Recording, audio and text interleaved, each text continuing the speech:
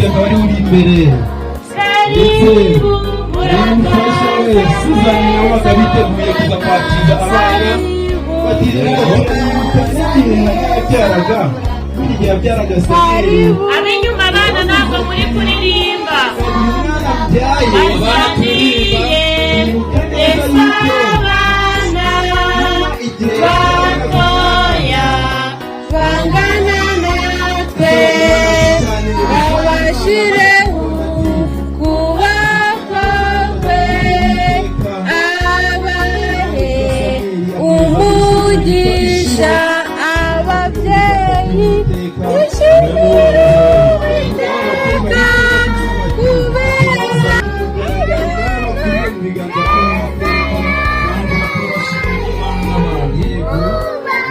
tuje hano kugira ngo turebe